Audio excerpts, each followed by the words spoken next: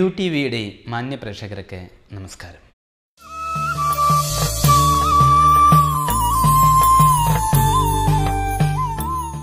പൊന്നിൻ കണിക്കൊന്നപ്പൂ വിരിഞ്ഞു നിൽക്കുന്ന ഒരു വിഷുക്കാലം കൂടി വരവായി. നന്മയും സന്തോഷവും നിറഞ്ഞ നല്ലൊരു ഭാവി നിങ്ങൾക്കുണ്ടാകട്ടെ എന്ന് സർവേശ്വരനോട് പ്രാർത്ഥിക്കുന്നതോടൊപ്പം തന്നെ ഈ വർഷത്തെ വിഷുഫലം നിങ്ങൾക്ക് മുന്നിൽ കൃതജ്ഞതയോടുകൂടി അവതരിപ്പിക്കുന്നു.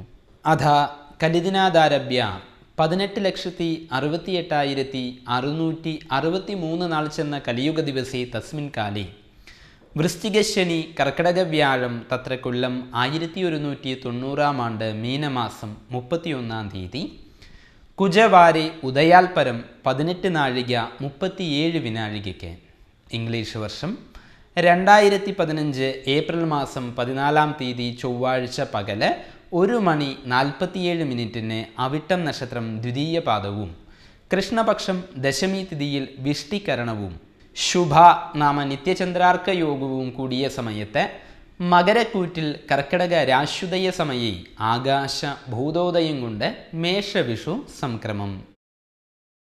മേഷ സംക്രമം ചൊവ്വാഴ്ചയാകയാൽ കലഹമാണ് ഫലം.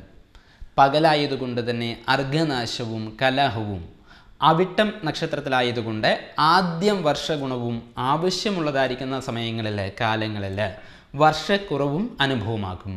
ദശമി തിഥിയിലായതുകൊണ്ട് പലതരത്തിലുള്ളതായിരിക്കുന്ന ദുഃഖങ്ങളും ആപത്തുകളും അതിവർഷവും ഉണ്ടാക്കും. കാരണം വിഷ്ടിയായതുകൊണ്ട് പശുക്കൾക്ക് രോഗങ്ങളുണ്ടാക്കും. ശുഭനാമ നിത്യയോഗമാകിയാൽ ശുഭപുഷ്ടിയും വാതരോഗ പീഡകളും ഉണ്ടായേക്കും. മേഷ സംക്രമ സമയത്ത് ശനി വൃശ്ചിക രാശിയിലായത് അല്പം ദോഷപ്രദമാണ്. പ്രജകൾക്ക് രോഗഭയവും പശുക്കൾക്ക് നാശവും ചില സ്ഥലങ്ങളിൽ സുഭിക്ഷവും രാജാക്കന്മാർക്ക് അരിഷ്ടതകളും ധാന്യനാശവും ഫലമാണ്. വ്യാഴം കർക്കിടക രാശിയിൽ നിൽക്കുന്നത്, കർക്കിടക രാശിയിൽ ഉച്ചരാശിയിലായിട്ട് നിൽക്കുന്നത് ഗുണകരമാണ്. സസ്യസമൃദ്ധി, ഉചിതവർഷം, ക്ഷീരസമൃദ്ധി എന്നിവ ഫലമാകുന്നു. മകരക്കൂറിലായതുകൊണ്ട് സ്വൽപ്പവർഷവും ദുർജന വർധനവും ഉണ്ടാക്കും. കർക്കിടക രാശുദയ സമയമാകയാൽ ബഹുവർഷവും സസ്യസമൃദ്ധിയും ഫലമാണ്. വർഷം 2 പറയാണ്. വർഷം 2 പറയാകയാൽ 20ൽ 10 ഭാഗം സമുദ്രങ്ങളിലും 6 ഭാഗം വനപർവ്വതങ്ങളിലും വർഷിക്കുന്നത് നീക്കി ഭൂമിയിൽ വർഷിക്കുന്ന ജലം 4 ഇടങ്ങഴിയാക്കുന്നു.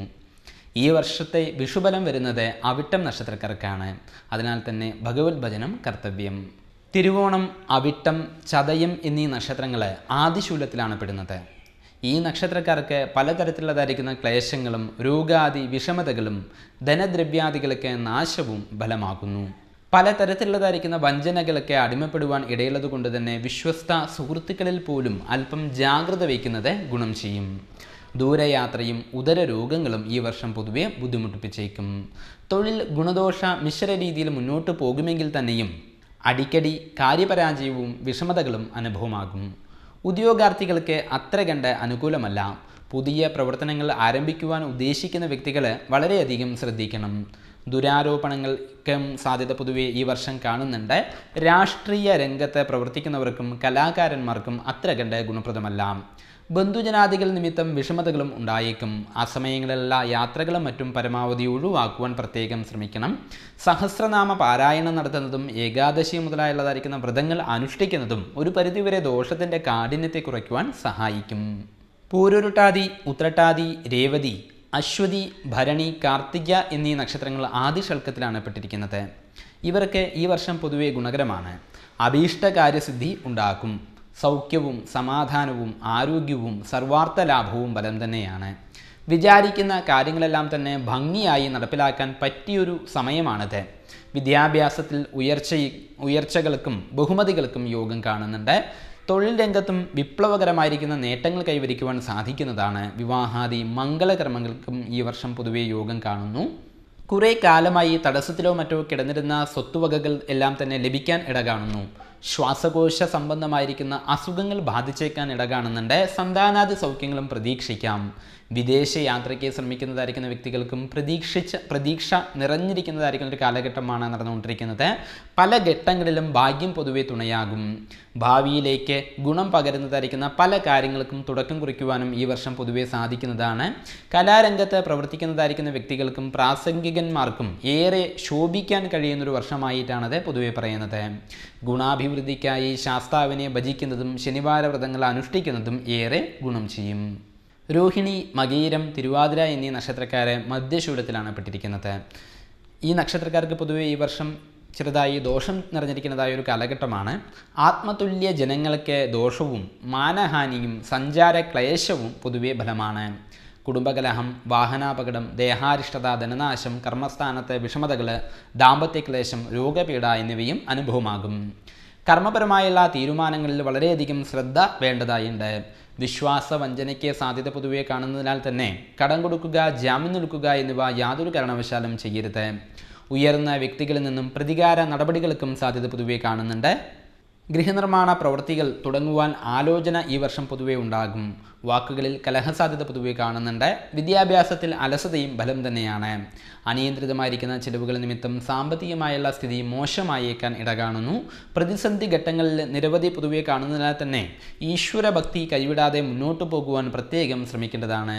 ദോഷപരിഹാരാർത്ഥമായി വിഘ്നേശ്വരനെ പ്രാർത്ഥിക്കുന്നത് വളരെയധികം ഗുണം ചെയ്യും. പുണർദം, പൂയം, ആയില്യം, മകം, പൂരം, ഉത്രം എന്നീ 6 നക്ഷത്രക്കാരെ മധ്യഷൽക്കത്തിലാണ് പെട്ടിരിക്കുന്നത്. ഇവർക്ക് ഈ വർഷം പൊതുവെ ഗുണകരമാണ്. വിശേഷ സ്ഥാനമാന ലബ്ധി, പ്രതാപം, സൽകീർത്തി, സമ്പൽ സമൃദ്ധി, ദാമ്പത്യ സൗഖ്യം, ഗൃഹവാഹന ലാഭം തുടങ്ങിയ സൽഫലങ്ങളെല്ലാം തന്നെ ഈ വർഷം പൊതുവെ പ്രതീക്ഷിക്കാം. കുടുംബപരമായുള്ളതായിരിക്കുന്ന ദോഷങ്ങൾക്ക് സാധ്യതയില്ല എങ്കിൽ തന്നെയും ചെറിയ രീതിയിൽ കലഹസാധ്യത പൊതുവെ കാണുന്നുണ്ട്. തീരുമാനങ്ങളിൽ പാളിച്ച പറ്റാതെ പ്രത്യേകം ശ്രമിക്കണം. തൊഴിൽ മേഖലയിലെ എതിർപ്പുകളെല്ലാം തന്നെ അവഗണിച്ച് മുന്നേറുവാൻ പൊതുവെ കഴിയുന്നതാണ്. മറ്റുള്ള വ്യക്തികൾക്ക് വേണ്ടി നല്ല നല്ല കാര്യങ്ങൾ ചെയ്യുവാനും പുണ്യസ്ഥലക്ഷേത്ര ദർശനത്തിനും യോഗം കാണുന്നു. സർക്കാർ ജീവനക്കാർക്ക് പ്രമോഷൻ, അംഗീകാരങ്ങൾ എന്നിവ ലഭിച്ചേക്കാം. അകന്ന് കഴിയുന്ന ബന്ധുക്കളുമായി പുനഃസമാഗമത്തിനും ഇട കാണുന്നുണ്ട്. അസൂയാലുക്കളുടെ പ്രവൃത്തികൾ മാനസിക വിഷമത്തിന് ഇടയാക്കിയേക്കും. ദോഷപരിഹാരാർത്ഥമായി ഭഗവാൻ ശിവനെ ഭജിക്കുന്നത് ഗുണകരമാണ്. അത്തം, ചിത്ര, ചോതി എന്നീ നക്ഷത്രക്കാരെ അന്ത്യശൂലത്തിലാണ് പെട്ടിരിക്കുന്നത്. ഈ നക്ഷത്രക്കാർക്ക് ഈ വർഷം പൊതുവെ ദോഷകരമായാണ് അനുഭവമാവുക. ആയുധഭയം, പശുപക്ഷി സർപ്പാദികളിൽ നിന്ന് ഉപദ്രവം, വിഷഭയം, ത്വക്രോഗം, ആലസ്യം, ശത്രുഭയം, തൊഴിൽ ഭയം, മനോവിഷമത, പകർച്ചവ്യാധി തുടങ്ങിയ ദോഷഫലങ്ങൾ ഈ വർഷം അനുഭവമാകും. ദമ്പതികൾ തമ്മിൽ വിയോജിപ്പ് ഉണ്ടാകാൻ ഇടയുണ്ട്. പണം മുടക്കിയുള്ള ബിസിനസ്സുകളിൽ വളരെയധികം ശ്രദ്ധ വേണ്ടതായുണ്ട്. ആപദ്ഘട്ടങ്ങളിൽ പൊതുവെ പലതും ഈ വർഷം കാണുന്നുണ്ടെങ്കിൽ തന്നെയും ആത്മാർത്ഥ സുഹൃത്തിൻ്റെ അവസരോചിതമായിരിക്കുന്ന ഇടപെടലുകൾ നിമിത്തം ആപത്തുകളെല്ലാം തന്നെ ഒഴിവായി മാറിയേക്കാനും ഇട കാണുന്നു. കുടുംബത്തിൽ അന്തഛിദ്രത, ധനനഷ്ടം എന്നിവയ്ക്കും സാധ്യത പൊതുവെ കാണുന്നതിനാൽ തന്നെ വാക്കുകളും പ്രവൃത്തികളും നല്ല രീതിയിൽ ചലിപ്പിക്കുവാൻ പ്രത്യേകം ശ്രമിക്കണം. ലഹരി പദാർത്ഥങ്ങളും മറ്റ് ദുശ്ശീലങ്ങളും ബോധപൂർവം ഒഴിവാക്കുവാനും ശ്രമിക്കേണ്ടതായുണ്ട്. സർക്കാർ ജീവനക്കാർക്കും കലാരംഗത്ത് പ്രവർത്തിക്കുന്നതായിരിക്കുന്ന വ്യക്തികൾക്കും അത്ര കണ്ട് ഗുണം ചെയ്യുന്നൊരു സമയമല്ല പൊതുവെ നടന്നുകൊണ്ടിരിക്കുന്നത്. ദോഷപരിഹാരാർത്ഥമായി ലളിതാ സഹസ്രനാമ അർച്ചന വഴിപാടുകൾ നടത്തുന്നതും ലളിതാ സഹസ്രനാമ ജപം നിത്യവും പാരായണം ചെയ്യുന്നതും ഒരു പരിധിവരെ ദോഷത്തിൻ്റെ കാഠിന്യത്തിനെ കുറയ്ക്കുവാൻ സഹായിക്കും. വിശാഖം, അനിഴം, തൃക്കേട്ട, മൂലം, പൂരാടം, ഉത്രാടം എന്നീ 6 നക്ഷത്രക്കാർ അന്ത്യഷൽക്കത്തിലാണ് പെട്ടിരിക്കുന്നത്. ഇവർക്ക് ഈ വർഷം പൊതുവെ ഗുണകരമായിരിക്കുന്ന സമയമാണ്. രാജകീയ ബഹുമാന സ്ഥാനലബ്ധി, കുടുംബജനാനുകൂലത, കർമ്മവ്യാപാര വ്യവസായാദി ഗുണാനുഭവം, സൽകീർത്തി, വാഹനലാഭം തുടങ്ങിയവ ഫലമാണ്. തൊഴിൽ രംഗത്തെ മേലാധികാരികളുടെ പ്രശംസ, സഹപ്രവർത്തകരുടെ അംഗീകാരം എന്നിവ ലഭിക്കും. വിദ്യാർത്ഥികൾക്കും സാഹിത്യ രംഗത്ത് പ്രവർത്തിക്കുന്നതായിരിക്കുന്ന വ്യക്തികൾക്കും ഗുണകരമാണ്. വിദേശ യാത്രയ്ക്ക് ശ്രമിക്കുന്ന വ്യക്തികൾക്കും ഈ വർഷം പൊതുവെ ഗുണം ചെയ്യും. അപരിചിതരായ വ്യക്തികളിൽ നിന്നും അപായ സാധ്യതയ്ക്ക് ഇടയുള്ളതിനാൽ തന്നെ യാത്രകളിലും മറ്റും വളരെയധികം ശ്രദ്ധിക്കേണ്ടതായുണ്ട്. കാര്യങ്ങളെ വിവേകപൂർവ്വം നോക്കിക്കാണുക നിമിത്തം പല രംഗത്തും കഴിവിലധികം നേട്ടങ്ങൾ ഉണ്ടാക്കുവാനും സാധിക്കുന്നതാണ്. സാമ്പത്തികമായുള്ള ഉണർവും പ്രകടമാകും. സ്വത്തുക്കൾ സംബന്ധിച്ച പ്രശ്നങ്ങൾക്കും പരിഹാരം കാണുവാൻ സാധിക്കുന്നതാണ്. ആരോഗ്യാവസ്ഥ ശ്രദ്ധിക്കണം. ദോഷപരിഹാരാർത്ഥമായി മഹാവിഷ്ണുവിനെ പ്രാർത്ഥിച്ചു വരുന്നത് ഗുണം ചെയ്യും. മേഷ വിഷു സംക്രമ ഫലത്തിനോടനുബന്ധിച്ച് ഓരോരുത്തർക്കും വിവിധ നക്ഷത്രക്കാർക്ക് വ്യത്യസ്തമായിരിക്കുന്ന ഫലങ്ങളാണ് ഇവിടെ പ്രതിപാദിച്ചിരുന്നത്. ഓരോരുത്തരുടെയും ജനന സമയം അനുസരിച്ച് ഈ പറഞ്ഞിരിക്കുന്നതായ ഫലങ്ങളിൽ ഏറ്റക്കുറച്ചിലുകൾ വന്നേക്കാം. നിങ്ങളുടെ ശരിയായ ഫലം അറിയുന്നതിന് ഒരു ദൈവജ്ഞനെ നേരിൽ സമീപിക്കുക. തിന്മയുടെ മേലിൽ നന്മ വിജയം കൈവരുത്തുന്ന ഒരു ദിവസമായാണ് വിഷു പൊതുവെ അറിയപ്പെടുന്നത്. ലോകത്തിലുള്ള എല്ലാ മലയാളികളുടെയും മനസ്സിൽ സന്തോഷത്തിൻ്റെയും ഐശ്വര്യത്തിൻ്റെയും പൂത്തിരി കത്തിക്കുന്ന വിഷു നിങ്ങൾക്കേവർക്കും നല്ലൊരു ഭാവി, നല്ലൊരു ശുഭപ്രതീക്ഷ നിറഞ്ഞിരിക്കുന്നതായിരിക്കുന്നൊരു ഭാവി നൽകട്ടെ എന്ന് സർവേശ്വരനോട് പ്രാർത്ഥിച്ചുകൊണ്ട് നിർത്തുന്നു. നമസ്കാരം.